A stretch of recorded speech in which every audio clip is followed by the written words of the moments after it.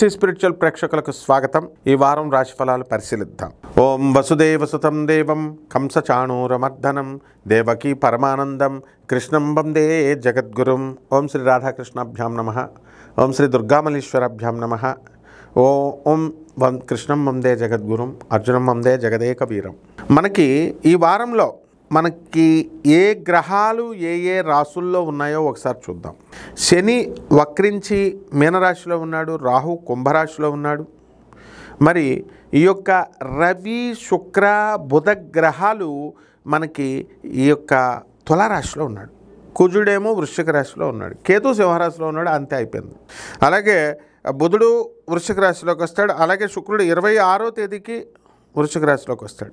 రవి మాత్రము 16వ తేదీన మనకి నవంబర్ 16వ తేదీ దాటిన తర్వాత మనకి ఈ యొక్క వృశ్చిక రాశిలోకి వస్తాడు. ఇది గ్రహస్థితి.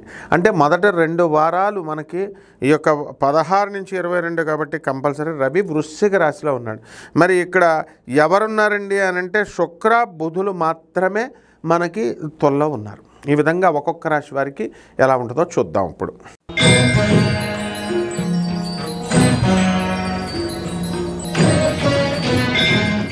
సింహరాశి. ఈ సింహరాశి వారికి అందరికీ కూడా ఆదాయాల విషయంలో ఢోకా లేదు. అనుకున్న పనులు అనుకున్నట్లు సాధించుకుంటూ వెళ్తారు మీరు. ఈ సింహరాశ్యాధిపతి అయినటువంటి రవిగ్రహము చక్కగా వృశ్చిక రాశిలో ఉండడం ద్వారా మనకి నవంబర్ 16 దాటిన తర్వాత మనకి ఈ యొక్క 16 నుంచి మనం 22 వరకు చెప్పుకుంటున్నాం కాబట్టి మనకి ఈ యొక్క వృశ్చిక రాశిలో ఉండే అద్భుతమైనటువంటి ఫలితాలు ఇస్తాడు. ప్రమోషన్లు ఇస్తాడు. వ్యాపారాలు చేస్తున్నటువంటి వాళ్ళకందరికీ కూడా లాభాలు ఇస్తాడు. ఆత్మవిశ్వాసాన్ని పెంచుతాడు. మీ నాన్నగారి యొక్క ఆరోగ్యాన్ని కుతటపరుస్తాడు. ఈ విధంగా ప్రభుత్వం నుంచి రావాల్సినటువంటి బకాయిలు ఏవైతే ఉన్నాయో అటువంటి బకాయిలన్నీ కూడా మీకు తిరిగి రావడం అనేటటువంటిది జరుగుతుంది.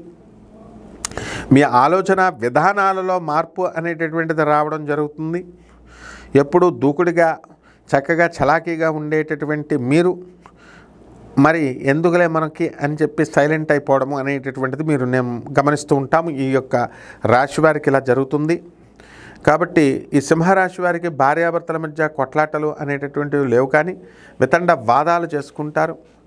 అలాగే అష్టమ శనిగ్రహ ప్రభావం వలన మరి పనులన్నీ కూడా లేటుగా అవ్వడము, మీ సంతానం గురించి మీరు కొత్త ఇళ్ళు తీసుకోవడము, వాళ్ళ కోసం ఎక్కువగా ఖర్చు పెట్టడము, అందువల్ల ఆర్థికంగా కొంత లాస్ అవ్వడానికి అవకాశాలు అనేటటువంటివి ఉంటాయి.